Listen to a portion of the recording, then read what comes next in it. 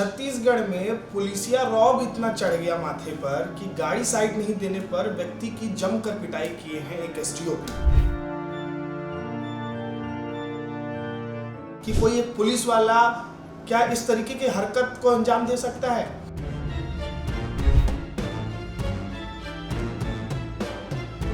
अपने जूते पे पूरे सीने में 10-15 वार किए लोग। पीड़ित न्याय की गुहार लगा रहे हैं और न्याय की गुहार के लिए बीजापुर से रायपुर पहुंचे हैं।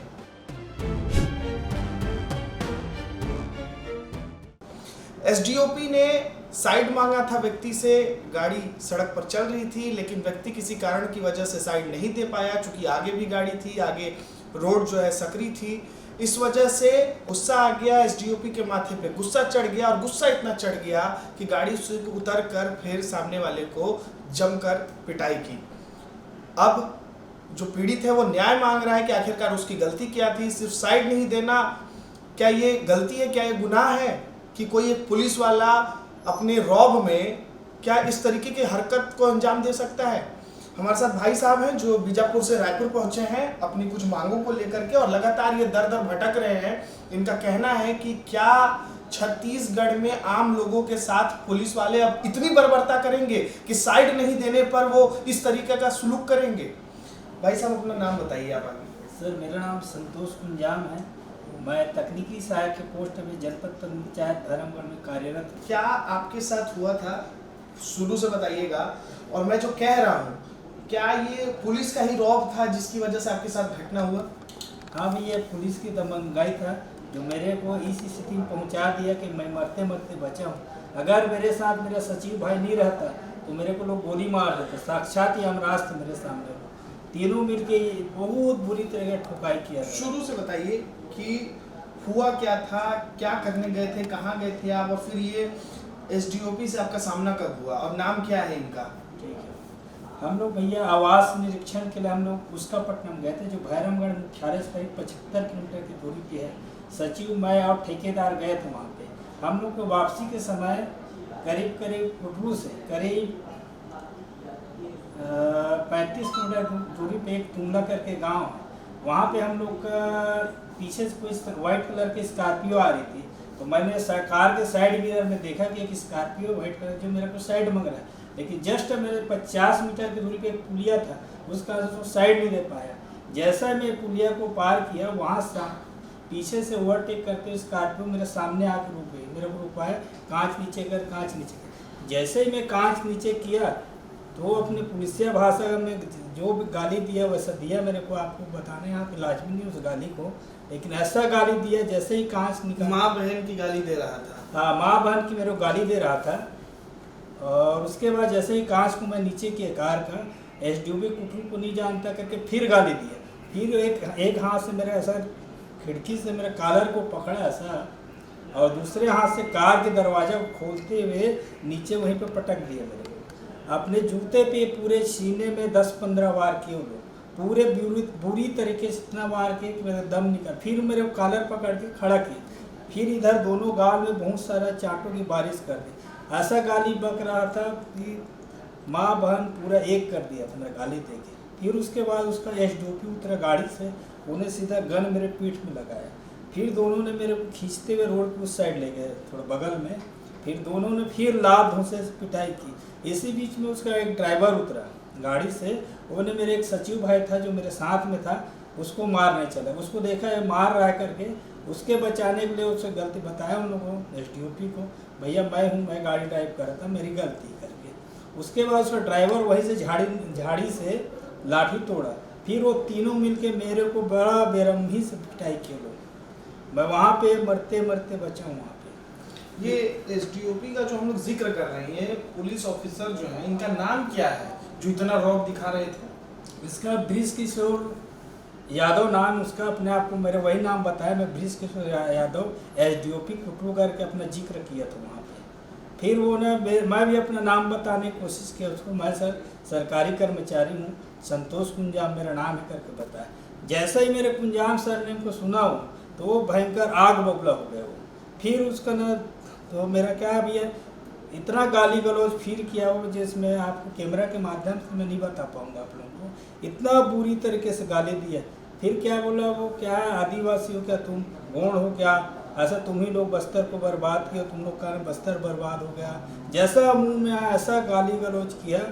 और थोड़ा मेरा मस्तक में तिलक लगाने का आदी है, तो मैं बोला मैं मस्तक में तिलक लगाता हूँ, दारू पीता ना भी बोला, मैं बोला दारू नहीं पीता भैया, मैं मांस मछली खाता हूँ। बोला क्यों, पंडितगिरी करता, बोला नहीं पंडितगिरी नहीं करता सर, बोला मैं। फिर दे मारा गाली गलौज के साथ मेरे पूरा बेहोश होते तक मारे वो लोग। फिर मेरा उन्हें पोस्ट पूछा कि मैं इंजीनियर हूँ, बोला तो संविदा है कि रेगुलर पूछा, मैं बोला संविदा हूँ सर, बोला संविदा है और मारे सालों को, बोला तो उसे कर्मी सहकर्मी थे, दोनों जने बुरी तरह पिटते। अब मैं एकदम ना बेहोश होने की स्थिति में आ गया, मौत के मार दो गोली मार दो बोल रहा था मैं। उन लोग ना रहम ही नहीं कर रहे थे। उसके बाद ना जैसा तैसा मैंने सचिव को बोला वहीं पे कि भाई आप कलेक्टर साहब को फ़ोन लगाओ, जिला सी को फ़ोन लगा के। तो जैसा सचिव फ़ोन निकाला फिर एसडीओपी उसको चमकाने लगा, गाली पर कौन कलेक्टर कौन जिला सी करके, फिर वो फ़ोन को फिर नीचे कर दिया। फिर वो लोग मारते रहे, जब तक मारे भैया मैं गोली मार, तीनों के पैर में ऐसा झिनका सटते हुए जाता था मैं, छोड़ दो मेरी बीवी बच्चे हैं, मैं अकेला हूँ, ऐसा करके मेरे परिवार में कोई नहीं कर। पूरी तरह लोग देखे कि एकदम मार खाने के स्थिति में नहीं करके वहीं पे छोड़े मेरे को। वहीं पे छोड़ने के बाद ये लोग ना फिर नेमेड़ थाना में फ़ोन के किसी जो आ रहे हैं कार का मांग के है, साले कोई भी केस में अंदर कर दो छूट ना पाए करके, फिर लोग चले गए वहीं पे छोड़ दिए। हम लोग वहाँ पे आधा एक घंटा बैठे रहे, पानी वानी पिए।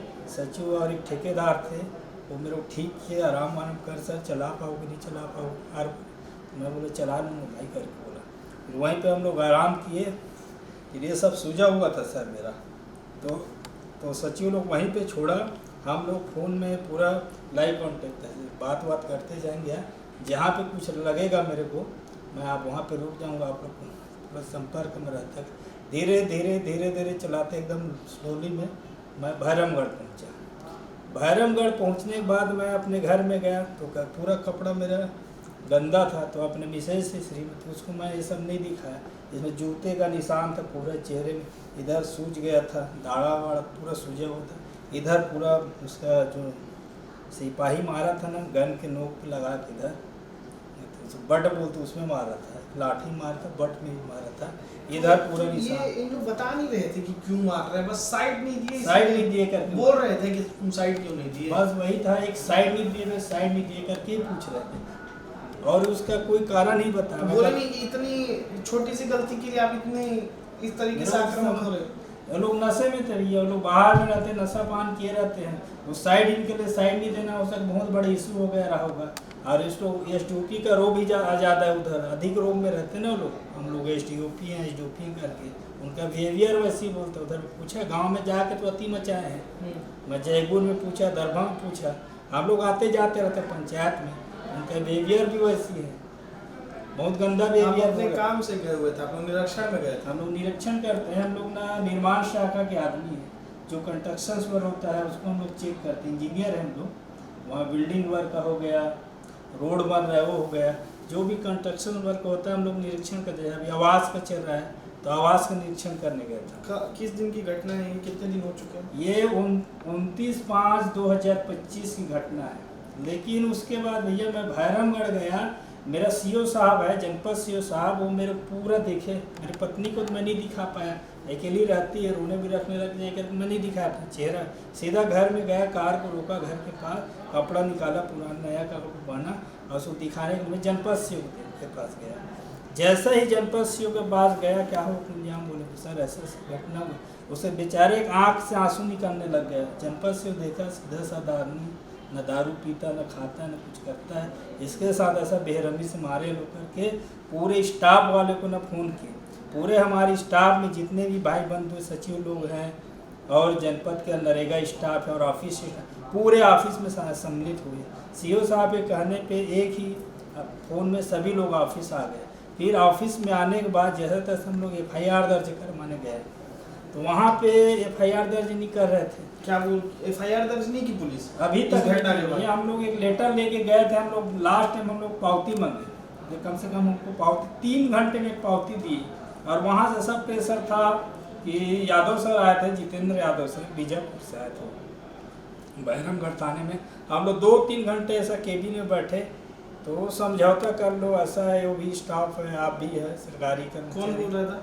यादव सर बोल रहे थे कि कौन? आप लोग समझौता कर लो, जैसा तैसा हो गया, गलती आपका भी है, ऐसा वैसा करके। जो कौन है यादव? कौन है? यादव सर SSP शायद, अच्छा, वो बीजापुर जिला से आए थे आपके साथ। नहीं, वो मेरे ऊपर बहुत सहानुभूति रख रहे थे, मगर आपके साथ जो भी हुआ है गलत हुआ है करके बोले मेरे को, ऐसा नहीं करना चाहिए, उसके इतना मारना नहीं चाहिए आपको। बहुत क्या हुआ करके पूछे यादव सर, तुम्हें बताया सर साइड देने का इशू था, सामने पुलिया था, पीछे 200 मीटर की दूरी वो लोग थे, मैं साइड नहीं दे पाया पुलिया के चक्कर में, वो इसी गाँव से मारा। और आपके पास साबुत खड़ा हूँ सर, साबुत बैठा हूँ, तो मैं वो पुण्य प्रताप के कारण बैठा हूँ। लोग तो मेरे को नक्सलाइट गति में शामिल है करके मार भी डालते, बोला मैं अगर सचिव मेरे साथ नहीं रहता तो मैं शायद आप लोगों के बीच अभी नहीं रहता। सचिव भाई थे और एक ठेकेदार थे, तब जिंदा कौन सी गतिविधि में शामिल करके, ये राक्षस टाइप के लोग थे वो लोग, ब्रिज किशोर यादव, कैसा गतिविधि में शामिल करके कौन सा धारा लगा के वहीं पे मेरे को मार डालते हैं। मेरे को देख के वैसी तो लगा। अब आपने इस पूरे मामले की शिकायत जो है कहाँ की है और क्या चाह रहे हैं आप, क्योंकि बहुत दुखद घटना घटी है जो आपके साथ हुआ है? मैं तो न्याय की गुहार लगा रहा हूँ। आज मैं रायपुर में राष्ट्रीय आदिवासी अनुसूचित जाति आयोग गया था, और इसके बाद मैं राज्य स्तरीय आयोग वहाँ गया था, और अनुसूचित जाति थाना पड़ता है शायद कालीबाड़ी पर, वहाँ भी पुलिस वालों से मिल के आ रहा हूँ।